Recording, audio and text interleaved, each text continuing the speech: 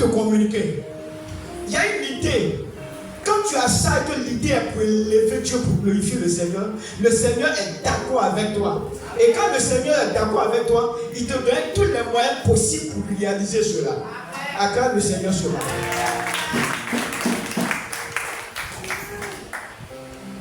David a son temps une idée. Il dit non, il faut qu'on révolutionne les choses. Il y a des gens qui peuvent changer certaines lois. Tu en fais partie, j'en fais partie.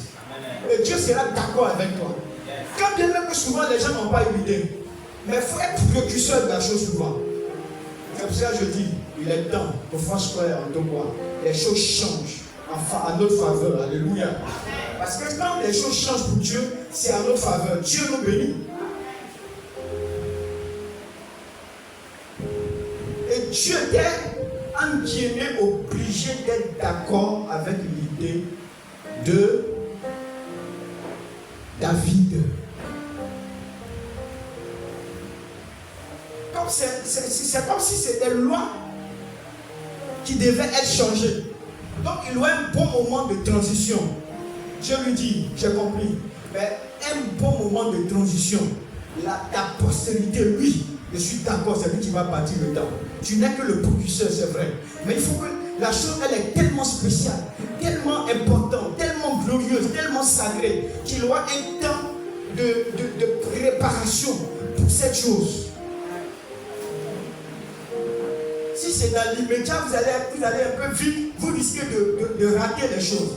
Parce que même pour Moïse, lorsqu'il devait construire un temple, il devait construire plutôt une tente, un tabernacle, il a fallu que je lui apporte des révélations.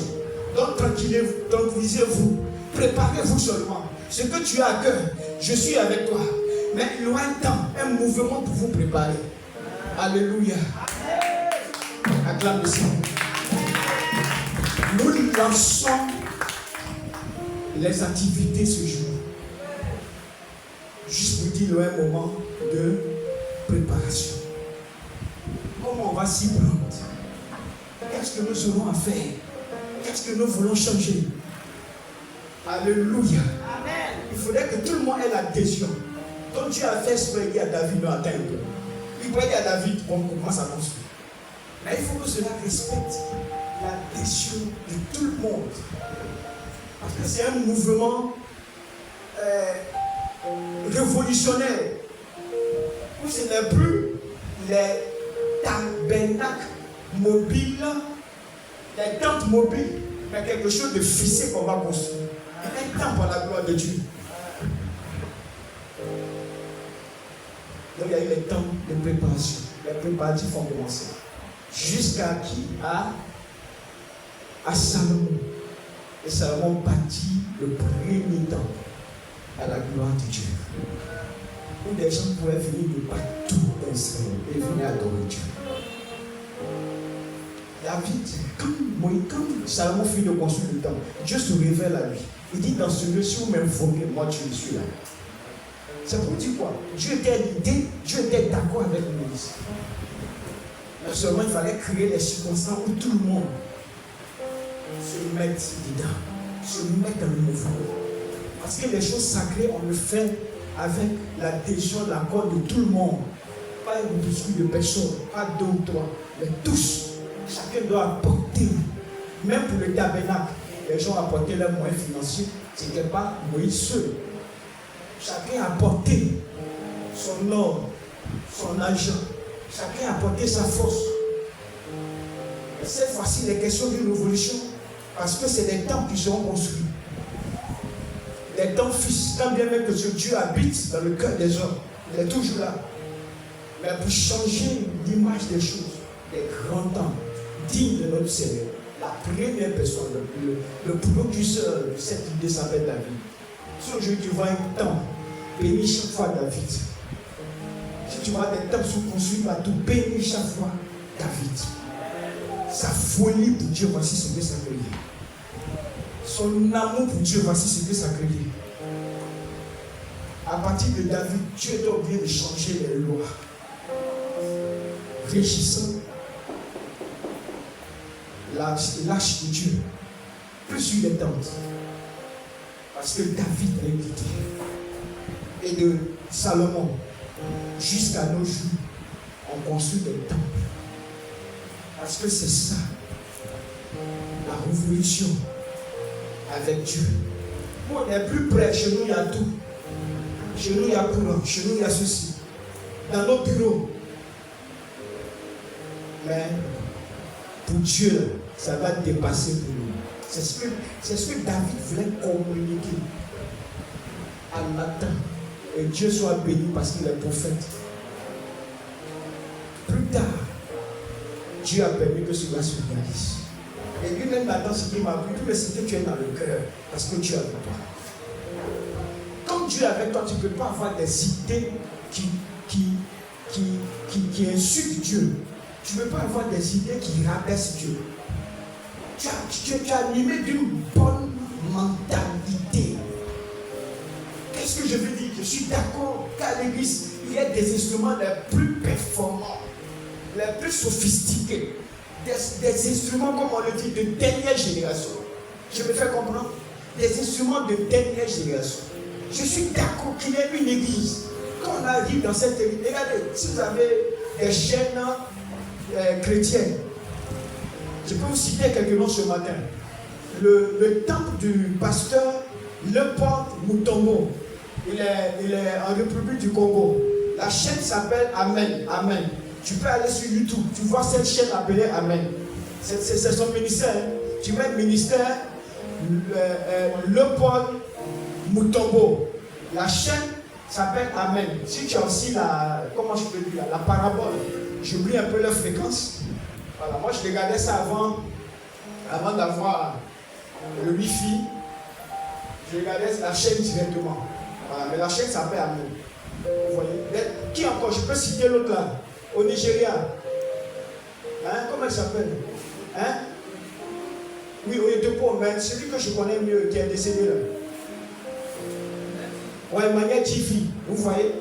Quand vous voyez de ces églises anglophones, vous lui demandez, mais quel honneur pour Dieu. Alléluia.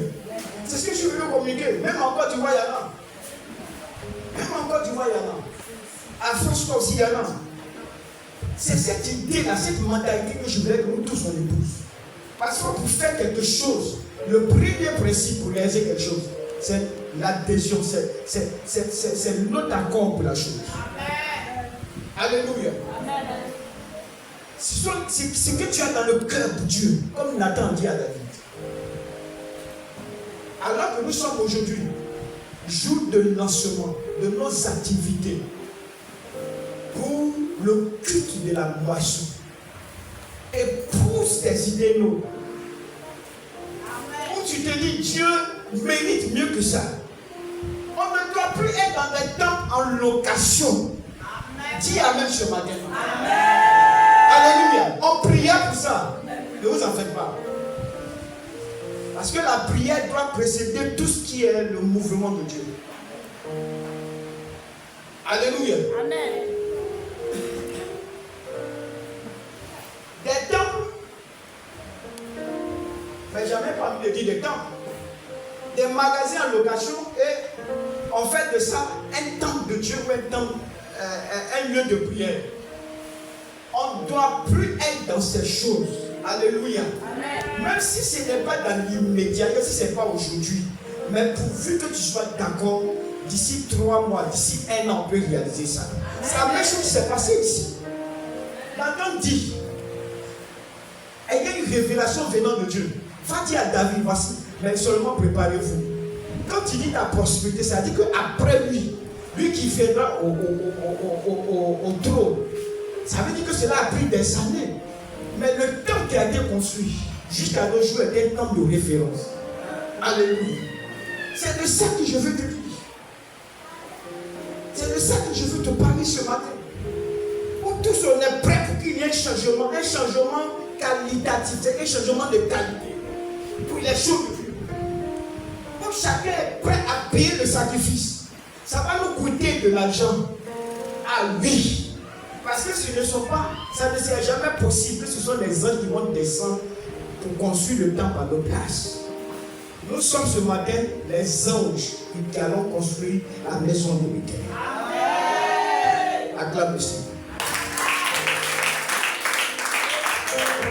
Les moyens, Dieu nous en donne et il nous en donnera toujours.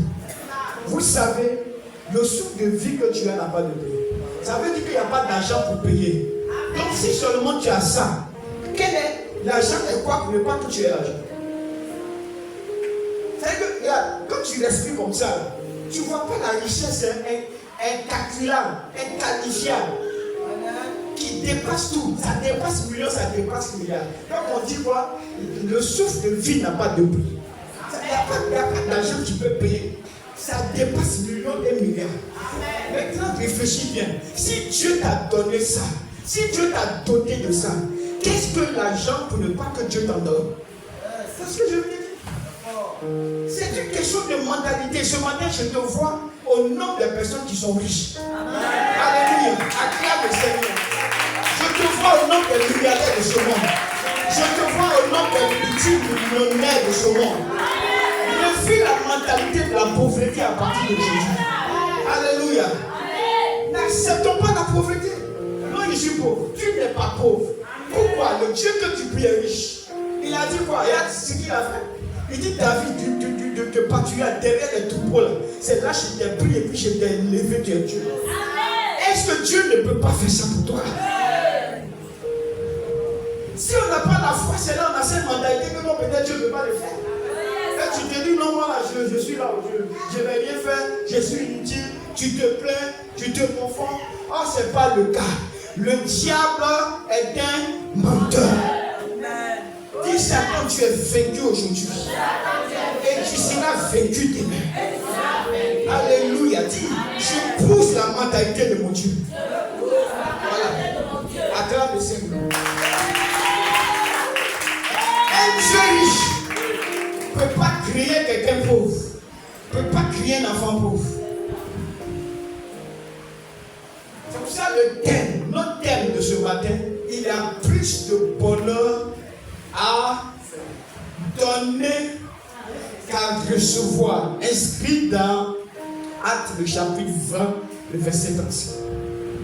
Il y a plus de bonheur à donner. Quand on parle de construction de dents, quand on parle d'achat de terrain, quand on parle d'achat d'instruments sophistiqués, performants de dernière génération, quand on parle d'une église bien embellie, moquette, climatisation, toutes ces choses, cela demande de l'argent. Et pour qu'on ait l'argent, chacun doit participer à hauteur de temps. Chacun doit pouvoir donner. Et la parole déclare qu'il y a plus de bonheur à donner qu'à recevoir. Qu'est-ce que cette parole voudrait dire?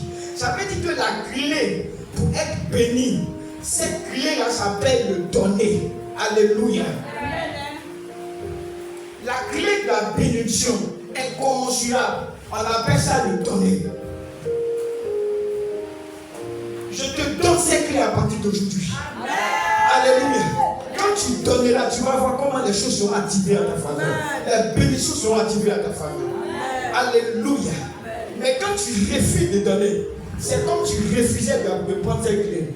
Quand tu refuses de donner, c'est comme si tu te contentes, tu aimerais toujours être dans ton même état, sans qu'il y ait des révolutions, sans qu'il y ait des changements.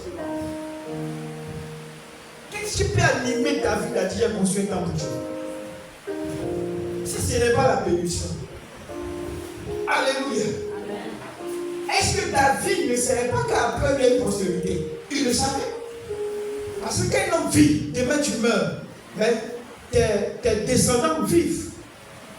Vous comprenez ce que je viens de dire? Donc ta vie le savait. Et Dieu vient dire ta postérité. Et on va dire ces paroles. Alléluia. Amen. Regardez. Toujours dans le premier texte, c'est-à-dire 2 Samuel. Qu'est-ce que Dieu dit?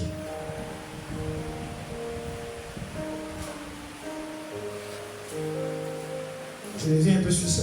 Oui, il parlait de ta postérité, affermi sur le trône. Regarde le verset 16. Dans 2 Samuel, toujours c'est verset 16. Ta maison et ton règne seront pour toujours assurés. Ton trône sera pour toujours affermi. Vous voyez, non? Donc ça veut dire quoi?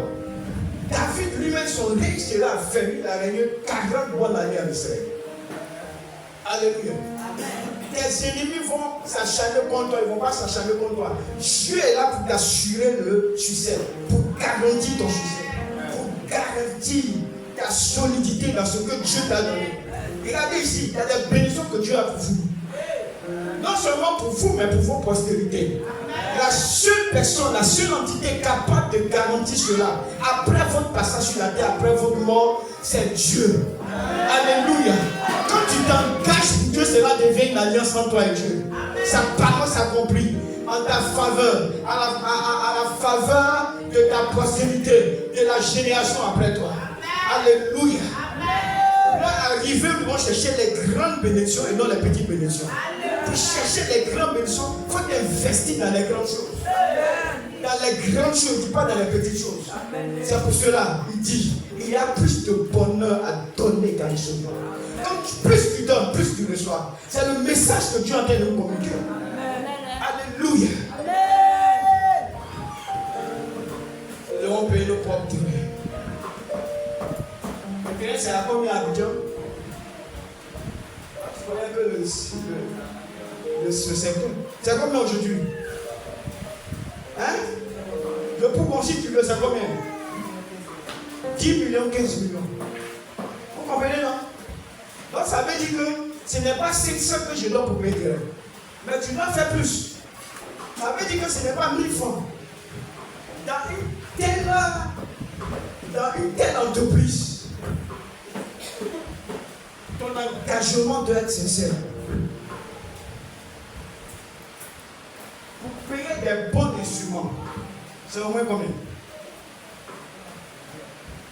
2 à 3 millions. Vous voyez, l'église d'ici n'a pas d'instruments performants. C'est quoi on a, la plupart appartient au ministère. Donc maman et moi, nous faisons partie.